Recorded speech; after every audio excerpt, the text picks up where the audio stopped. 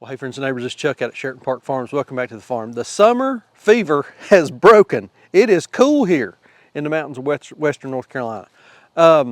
We live in an area, on our farm, on our 70 acres here, we have a lot of beech nut, hickory, walnut, acorns, you know, from oak trees.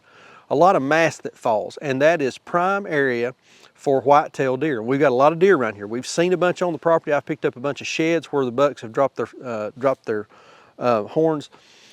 So today we've got something I thought this would be fun for us to set up together. So hang out with us for a little bit. We're going to put this thing together, and then at the end, I want to talk a little bit about my personal views on hunting and deer meat and those kinds of things. So hang out with us for a little bit, and let's put this thing together.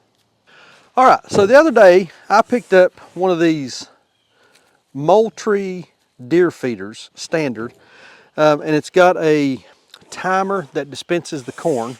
So we're going to set this up. I'm up on, this is probably, as far as the cleared area goes, not the wooded area, this is probably the highest point on the farm.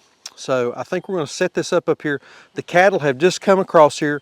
They won't be back for a good while, so we'll have plenty of time to come back and take this down before the cows get up here so they don't mess with it or get into the corn. But I've got this deer feeder. We're going to put this together. I've also got some game cameras. Now, I've had game cameras, gosh, 4 or 5 years, and we usually put them out in the fall. But I thought this would be a good way to kind of draw some deer in, get some good pictures, and see exactly what we've got on the property. Last year, there were 2 different groups that I saw here. There was one group of three does, and then there was also a group of 5 does that were hanging out together. There were two distinct groups last year. We saw 1 buck on the property last year, and like I said earlier, I've picked up 4 or 5 sheds where they drop their horns in the springtime. I've picked up 4 or 5 of those on the property so far, and some of them are pretty good, from at least an 8 or a 10-point buck.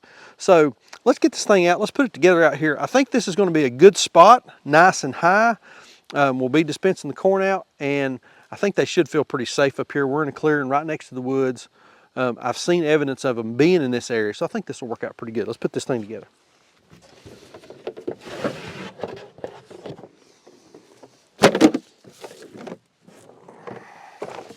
Okay, we're not going to play superhero here. I guess we'll follow some instructions.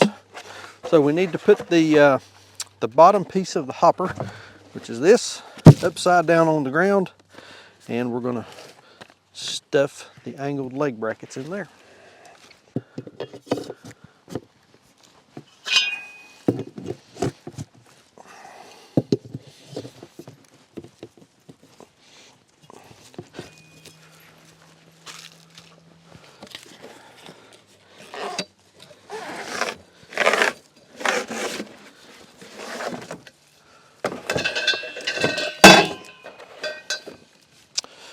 All right, next, I'm going to put our leg extensions in.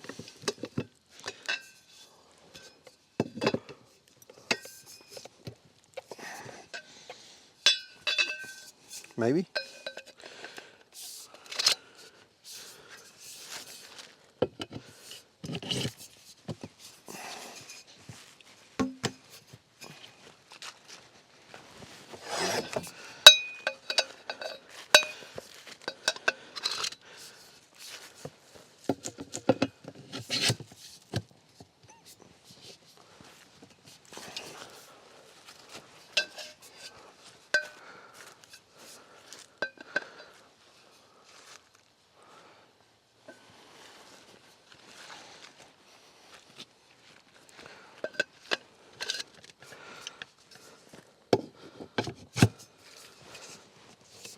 Feet.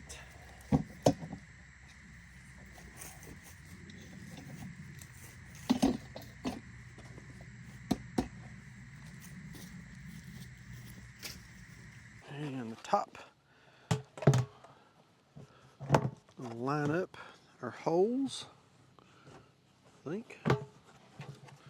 Sit on top, or is it sit down in? It should sit down in like that.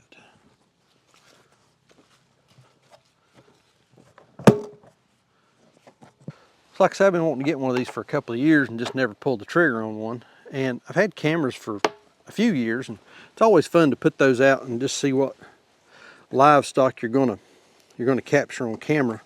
We had one pig one year, one of our big red sows. It might have been Little Mama. No, yeah, I think it was Little Mama. Got out and was wandering all over the farm, and she was in places we didn't know she had been, but I had a camera and caught her on camera wandering around the lower part of the farm. So you'll also catch your livestock out roaming the property if you're not careful. But you know, I was looking at, I always thought you just put corn in these things. Man, you can get all kinds of stuff. Protein, pellets, I mean, there's just all kinds of stuff. And that sort of sends you down a rabbit hole. And there's a lot of different products that you can put out for attracting deer, like protein licks, salt licks, that kind of thing. It almost, and some of you guys that hunt, correct me if I'm wrong, it almost looks kind of gimmicky, like they're just trying to sell you something with a bunch of false promises. But, you know, bag the biggest buck, you know, with this thing, that thing, and that thing. There's a whole midsection at our local Tractor Supply that it's like 2 shelves, one on each side, full of deer feeders and feeds and attractant and all that kind of stuff. Apparently it's big business. All right, next thing we're going to install is the control for the dispersal of the corn. Now this thing's pretty nice. Unscrew the bottom, and it's got a little flip down timer that you can control.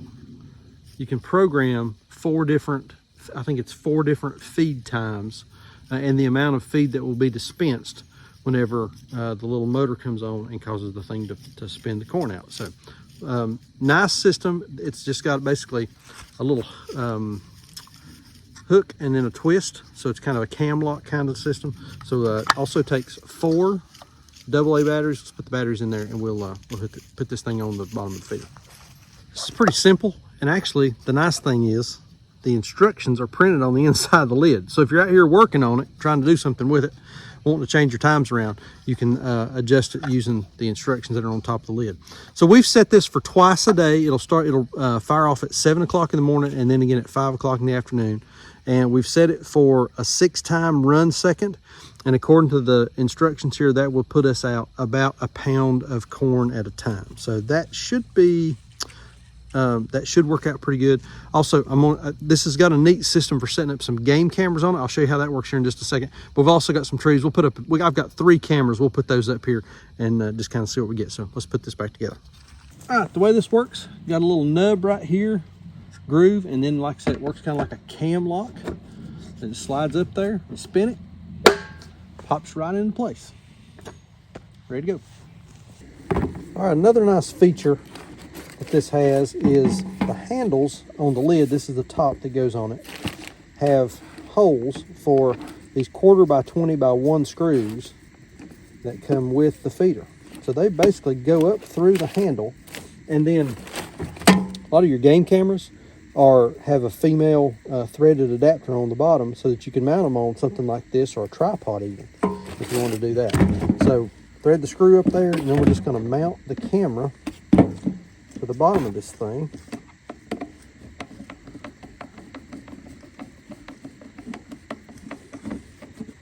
And then our lid will sit on top of the on top of the feeder with the camera pointed down so we can capture some footage of whatever comes up to munch on the corn that we dispense.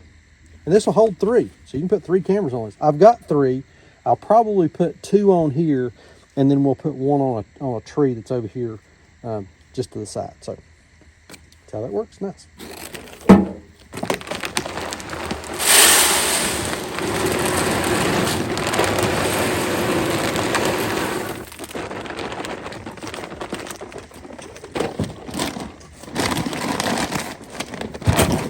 So I was talking about all of the gimmicks that I think are out there for folks that are hunting deer. I bought the fanciest corn bag I could find. Got to get a 14-pointer off of this.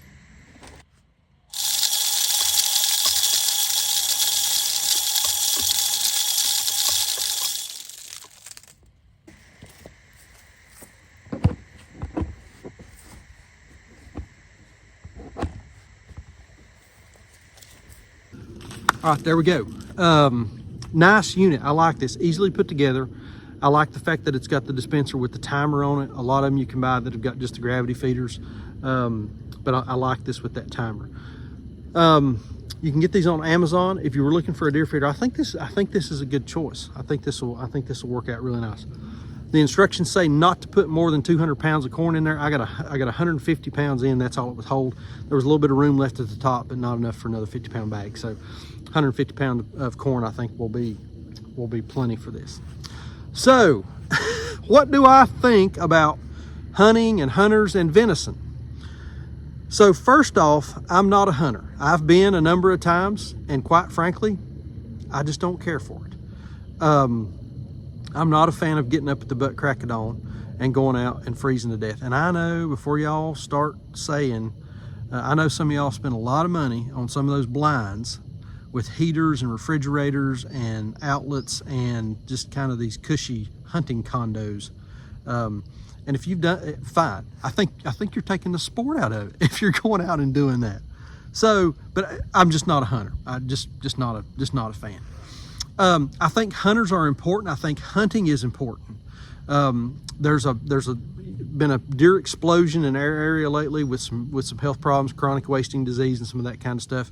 So I think having hunters kind of serving as a predator to those animals is important for keeping the herd thinned down so that the health remains high and the population remains vibrant. So I'm absolutely for hunters. I'm not against hunters whatsoever. I am against unethical folks that will go out and hunt, will kill a deer, take the head off just for the trophy, leave the carcass laying, and not do anything with it. I think that's a waste. I think that's not. I think there's no sportsmanship in that. And again, I just don't think that's. I don't think that's ethical whatsoever. And then finally, venison. I know a lot of y'all like venison. I don't get it.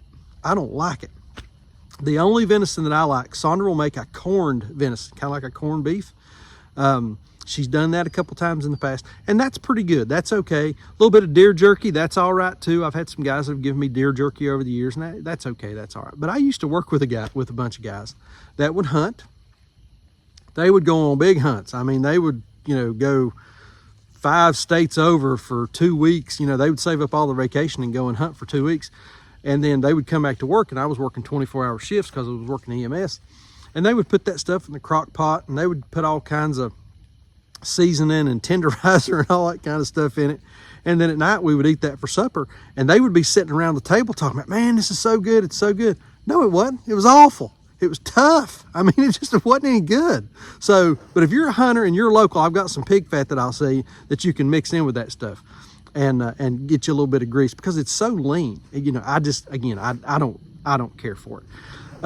I've probably lost about 15 or 20 subscribers by now because I don't like hunting and I don't like venison. So be it. But why would I go out and hunt a lean, tough, sometimes gamey tasting deer when I can grow 1.5 inches thick, nicely marbled ribeye? Doesn't make any sense. So, if you're a subscriber and you're unsubscribing, I'm sorry, but I just don't care for it. But anyway, excited about the deer feeder. We're gonna get some pictures. Hopefully we can show some of that in some future videos, some stuff that we're capturing on these game cameras, and share that with y'all. But I thought this would be a fun little project just to put it together.